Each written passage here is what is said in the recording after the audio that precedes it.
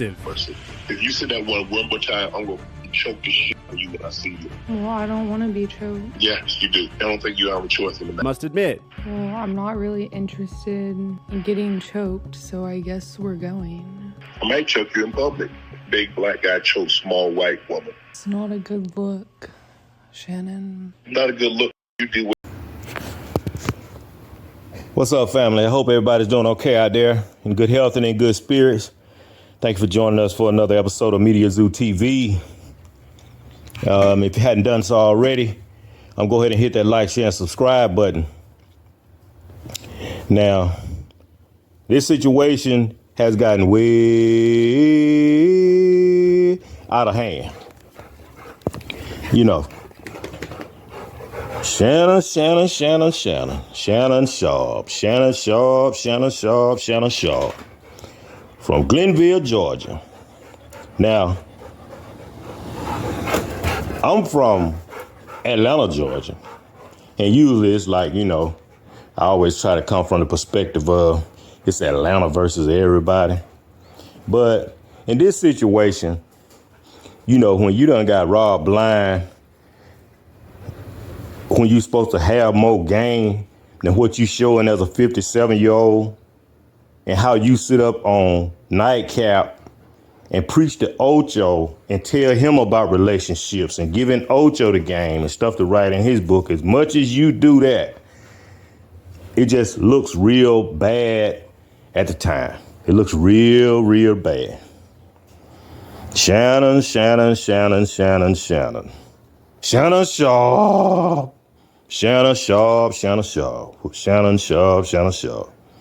Now, okay, let's strip it down to what it is, okay? From my understanding, allegedly, okay, if Shannon is going on 57 years old, the girl was 19 once he started tapping it. Okay, she's young, you know, she got a nice body on her and everything of that nature. Okay, if we just leave it there, I don't see the problem with it as long as she's legal, even though he got daughters her age. But nobody's saying nothing about Bill Belichick getting on camera, giving a North Carolina interview, got a 24-year-old girlfriend, and he pushing 80 years old. And then on top of that, the girl is on camera bossing the interviewer around and bossing Bill Belichick around. Okay, so nobody said nothing about that relationship, but it's always got to have a dark color painted to it that makes it explosive. So you got the big black guy and you got this little girl that's saying that he did all of this type of stuff to her. But it's clear as day what's going on and how she played him just by listening to the conversations and the text messages that they were exchanging. Okay, of course, if he's going to LA, or if he was living in LA, or when he was living in Atlanta, he was going back and forth to LA, he was still tapping her over all that time, almost 2 years of when he was dealing with her. And the timeline suggests that, you know, he was putting his pimp hand down on her, but I don't think he was putting his hands or nothing on her like that. He was D'ing her down and she was dicked. So when she hear him on Instagram having relations with another woman, that's when the timeline changes. But the part about him not wearing no condom and doing this, and this, 9 times out of 10, he probably had went up in her back end a whole lot of time without a rub on. Let's just keep it real. And did everything. She's asking him to put a dog collar on her to choke her. Then now it comes out, she's framing it as if he's saying that he's gonna choke her and he done choked her before. So number one, he should have never went to her house when he dealt with her anyway. Cause if she a OnlyFans model in that type of situation, she's trying to get rich off of her body and her looks anyway. So that should have been a red flag number one on Shannon's behalf. But it just looks real bad because they playing off of the race dynamic, the big black man with the white woman. So he got a huge hole to dig out of at this point, because it's real terrible. It's terrible for Ocho. That's money Ocho losing. Boost Mobile sign wasn't up in the background. What was it? The sports thing that they had, Barstool Sports or whatever. You don't see no advertisers on his show again. Granted, he has built up his own platform where he has over 1 million subscribers. And plus, he still got millions in the bank that they trying to take. And this situation just keeps on spiraling, you know. So now you got 2 more instances of Shannon Sharpe being arrested for simple assault in Atlanta surfacing, involving 2 different women at his Atlanta home. The first incident occurred in 1995 when he asked a woman to get out of his house. When she didn't want to leave, he picked the woman up and put her outside.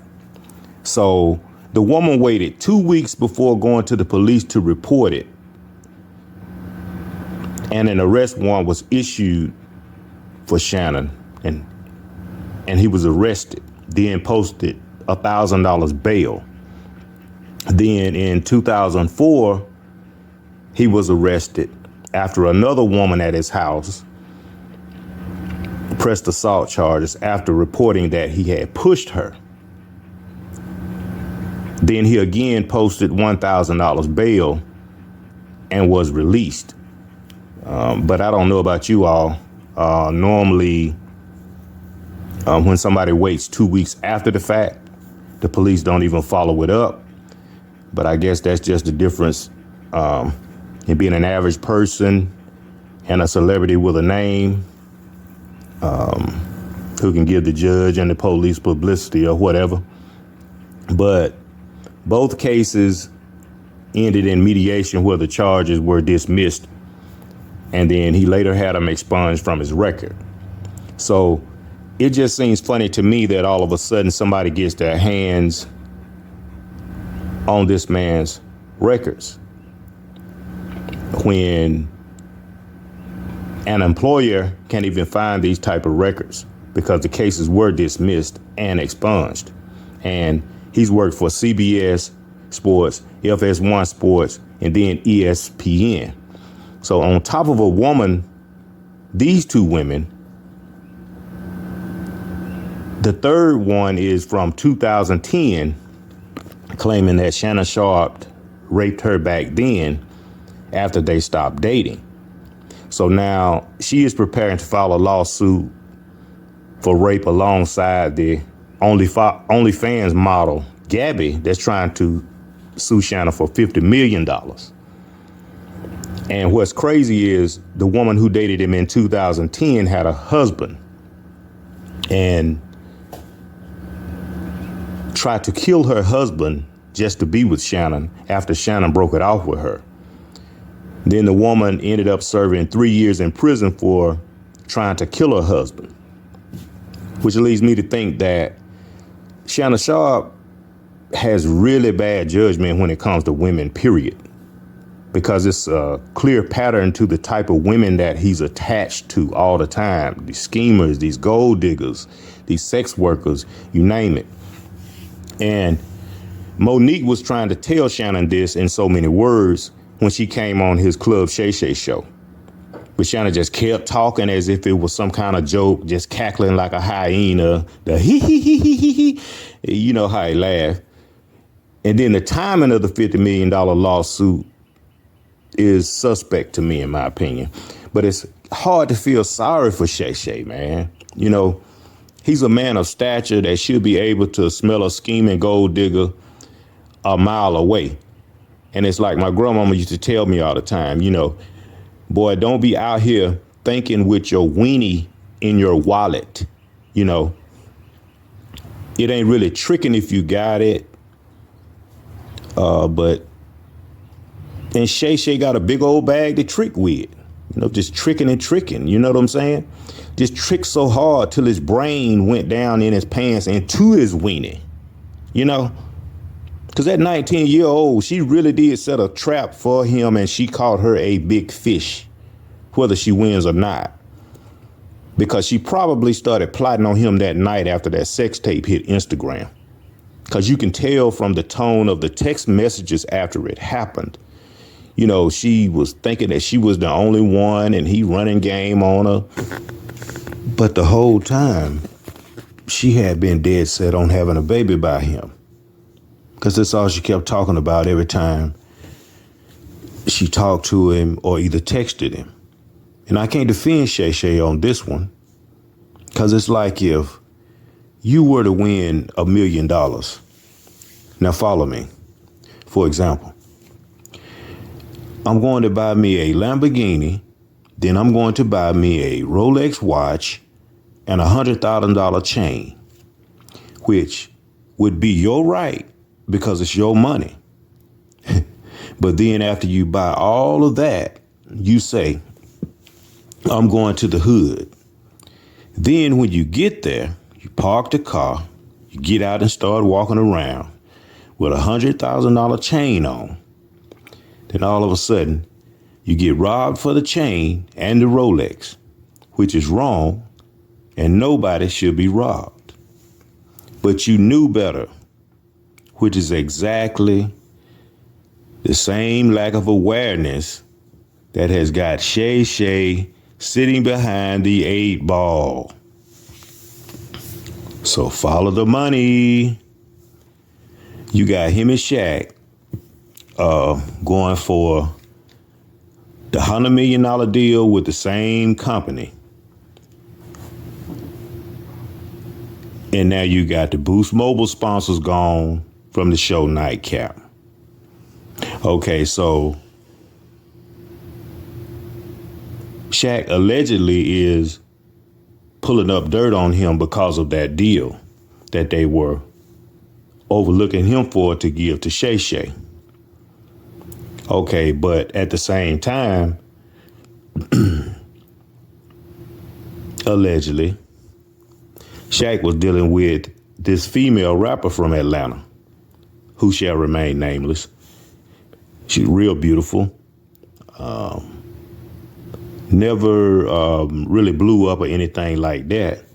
But she was going to file domestic assault charges and stuff against Shaq for threatening her and everything. Okay. Shaq paid her off. That never really blew up to make the mainstream media. I'm from Atlanta, so I know this. He has a habit of paying off the women, which is why him and Kobe Bryant ended up falling out when Kobe had got arrested, because Shaq told that to the police. And I really like Shaq. Shaq has done a lot to promote the game of basketball worldwide, and plus endorsement wise, like Jordan, Kobe, and LeBron. Shaq is right there with those. It's just unfortunate that we as black people, we just eat our own. And if you notice, it's the black media that's pretty much working overtime to paint Shannon Sharpe in this bad light. And I'm not taking up for Shannon Sharpe, but even a dog or anybody with common sense can see this is a setup a mile away.